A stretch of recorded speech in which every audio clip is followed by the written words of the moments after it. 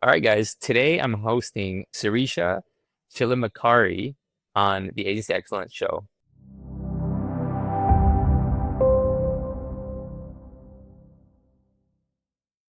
Suresha is the Chief Technology Officer at AdMedia. Suresha, thanks so much for coming on the show today.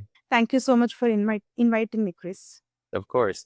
So I know we were chatting a little bit before we got started here today, but Mhm. I'm curious, how does one end up as the Chief Technology Officer at a company like AdMedia? Like, I feel and I believe to be a CTO or a chief architect or a CIO, you have to be a technologist at heart.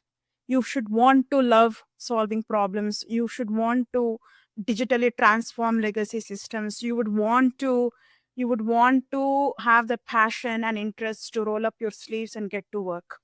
So, to become a CTO, I would say you would start by finding technical problems to solve. Of course, that's technology 101.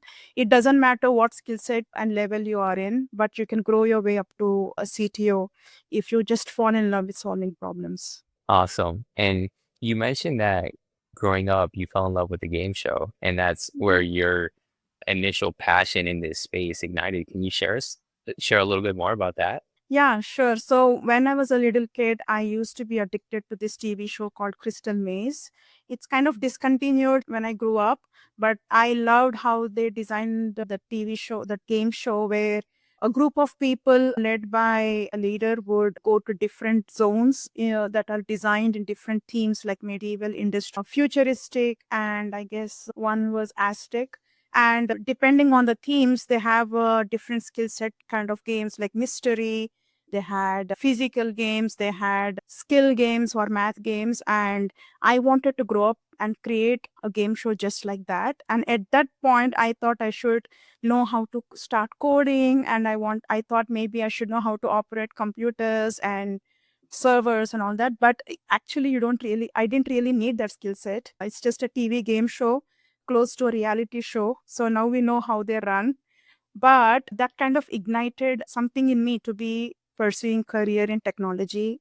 And I did my computer science. So, I did all my degrees in that, bachelor's, master's, and that's where everything started. Got it.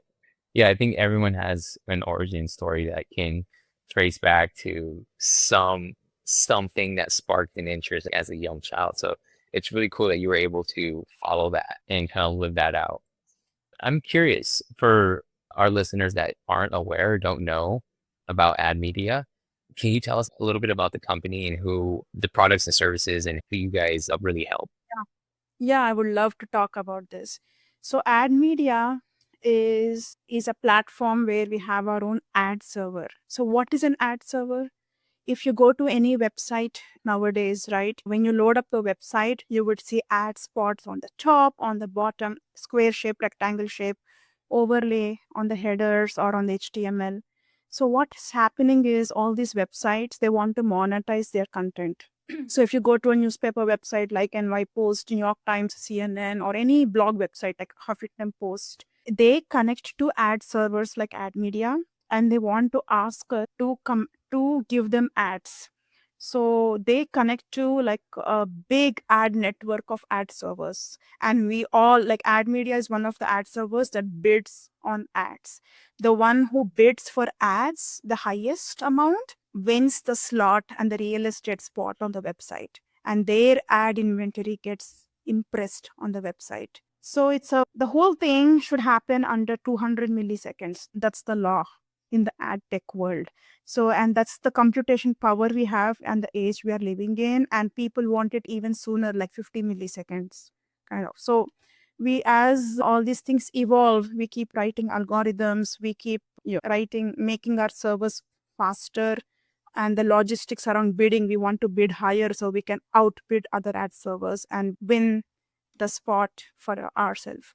So that's what we do. We own an ad server and we are one of the ad servers that bid and we want Got to it. beat. So Got it. Okay. So you guys are competing against other ad servers because of yes, your amazing technology skills. You're able to beat them out and yes, get your clients' ads placed in those spots. Am I understanding that correct? absolutely. Yes. So we work with advertisers and publishers We are the middleman here, and that's how we make our revenue.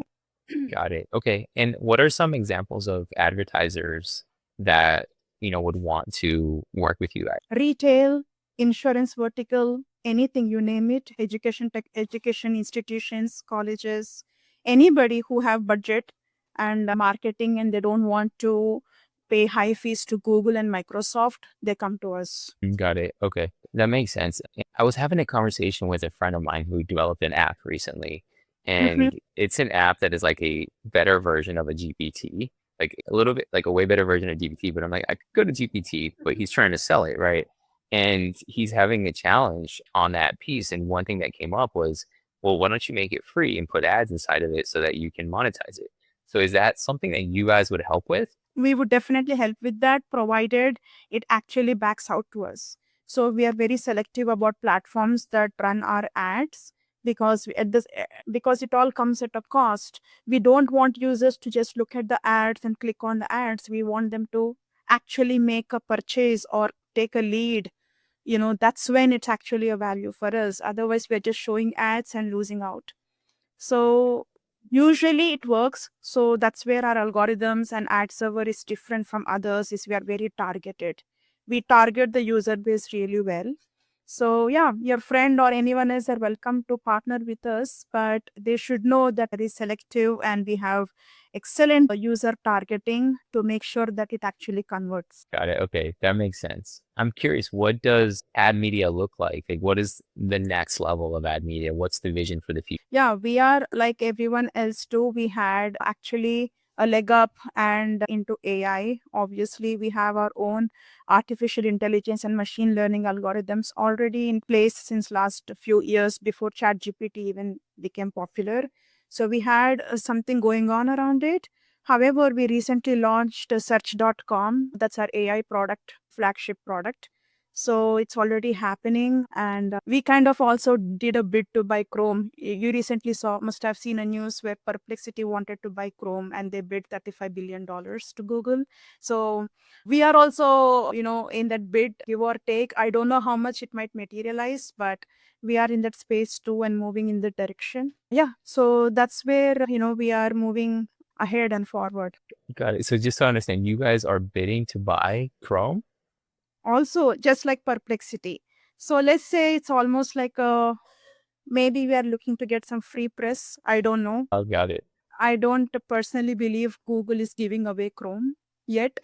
Yeah, But yeah. if they want to, we would be an excellent candidate. They can give it to because we can power it with our AI engines. We already have an ad network we are able to utilize and capture that Chrome market. So let's see. Very, very cool. Okay. And then you mentioned that your flagship product or your new flagship product is search.com. Yes, it is. Can you tell us a little bit more about that and like the reason behind it and where that's going? Yeah, absolutely. So search.com is just you enter the prompt and you get back responses. We are trying to compete with ChatGPT, we are trying to compete with Perplexity, Gemini and all the AI engines out there. So the bonus point is users are able to also see some in-text ads because we have an ad server and everything. So we are able to monetize our content around it from business perspective. And if users use the platform and if they actually look at the ads and proceed with the ad conversion, they're able to get some cashback points. They're able to make some money off the platform as well. So, and we also have like a plus subscription on our GPT where they can double their cashback if they have any earnings.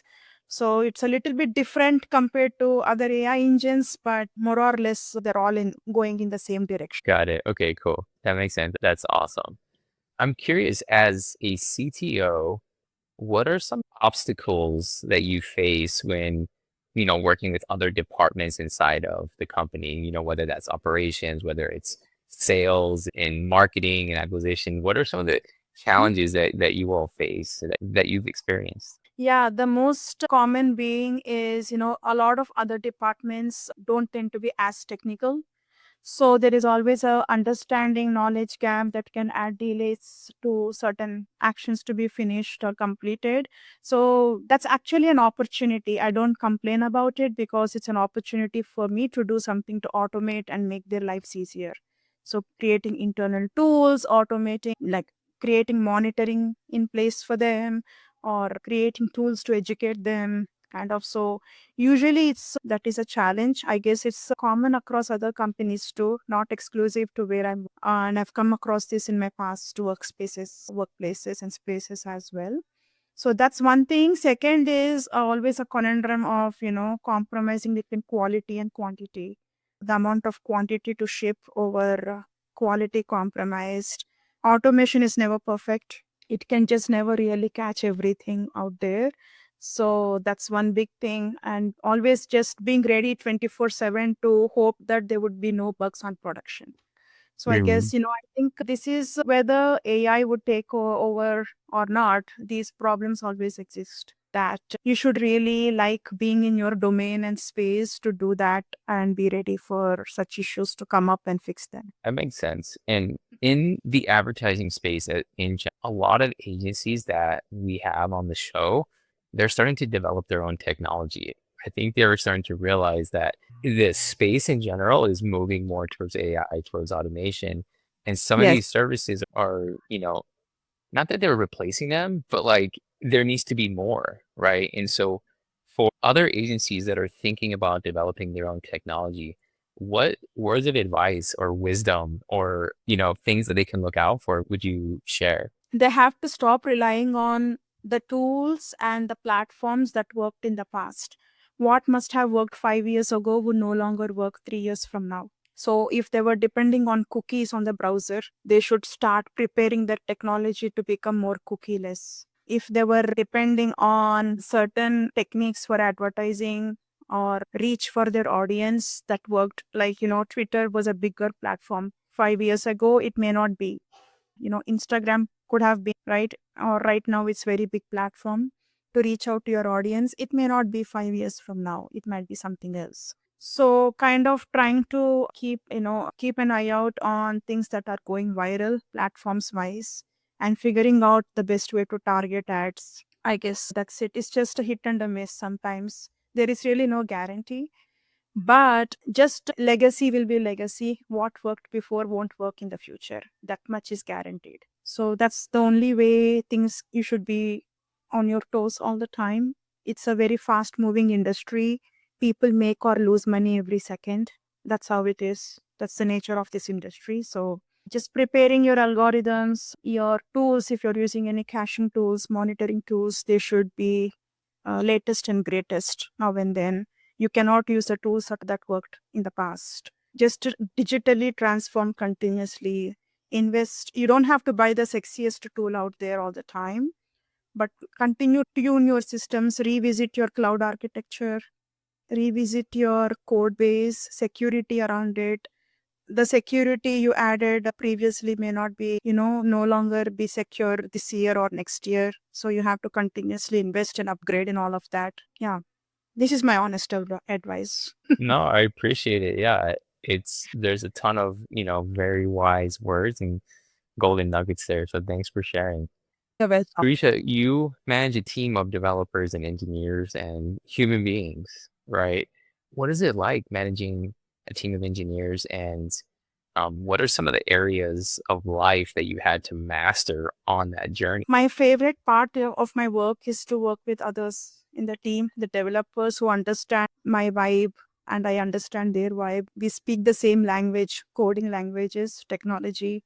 We all come from diverse backgrounds. So that helps too, the perspective from them, continuously learning from each other. One thing that I really like is they all taught me to be humble because I always hire people who are smarter than me. That's my fastest way of learning new things. So I'm always humbled at the way they approach problem solving or how they go about comparing different tools to pick the best one. Like I said, the best one out there is not the sexiest one out there doing the buzz. Sometimes it doesn't fit your need and you don't really, it might be an overkill. You may not need it. So things like that, I learn from them. My personality is on the friendlier side. I keep people at ease. I'm a good cop in the company. I'm not the bad guy. I leave that all to PMs and others to do. So my meetings are usually small, short and brief to the point, a little bit on the chill side. So I guess that's what makes me approachable. And being approachable, that brings me to the point of being approachable, is I think the biggest strength where developers are not shy about voicing their ideas. There's always 100 ways to solve the same problem. So I guess that's the favorite part of my job, is working with them. That's cool. I can totally see how having a safe space to try new things, different things, and not being scared to fail, having that Mhm. environment is going to be key for advancing. Like, technology is Yeah. moving so fast, and if you and your team are not keeping up and not developing, and if people are Mhm. scared to share ideas because they're Yes. scared of failure because their boss, the CTO, you is going to like, punish them for some failure, I think that's pretty. I think it's part of a journey. People should look back with pride when they worked with me and with this company, that they really did more than just being a code monkey. They were given a chance to think about a problem in a way that they would approach. They were given a chance to investigate and find the best possible solution, or not find a solution too. That's not a sin to not find. I can't find solutions myself many times, and that's okay. We still figure out a way to break down as much as we can when we do automation, or we develop a new platform to make things easier for others, or just writing a new algorithm for the ad server too. So, yeah, I think that's very important, because that's when they're actually learning. I know they can code well or they can make mistakes. It's fine. It doesn't have to be perfect. But as long as they are given a chance to actually think and approach, understand, it all starts with, my philosophy is I need everyone to understand how we make revenue. Start from, no matter whether I'm with this ad company or not, wherever I would go, it's very important for me to understand that every team member I work with understands how we make revenue. When you reverse engineer from that direction, the candidate would know what value they would be adding. Why are they here? Why are they hired? Why are they in this team? And what are they doing, right? Then automatically they would find ways to do a good job. Powerful. Very powerful. Thanks for sharing. If you had to give one piece of advice other leaders in the agency space today, given how things are shaped for the future, what would that be? Become approachable. That's what I would say. I think anyone could have talent to write a very good algorithms and solve a technical problem, but if others can't work with you and others can't get collaborate with you, and I don't think there is any meaning in the teams then. So it's very difficult to find people who can be empathetic, kind, and being able to brainstorm and work on a project together. If you become a difficult person to work with, and if you're a person who doesn't accept any feedback, it's only going to set you back. Nobody would want to work with you at all. If at some point it's going to come back and bite. So I think that should balance out the other members in your team who would otherwise be very unapproachable. So if you become approachable, I don't think an AI can replace such a person. So there you go. That's your motivation right there. So Be more approachable. yes. Risha, thank you so much for coming on the show today. For anyone listening that, would like to learn more about AdMedia, about you, about, CTO level conversations, where can people find me? They can find me on LinkedIn. I'm on LinkedIn, very active. And just feel free to message me, reach out to me, say hi to me, and I would love to talk about. You'll have to shut me up. So I love this subject. Sounds good. Well, and we'll also link that in the show notes. Thank you so much for coming on the show today. Thank you so much, Chris. You're welcome.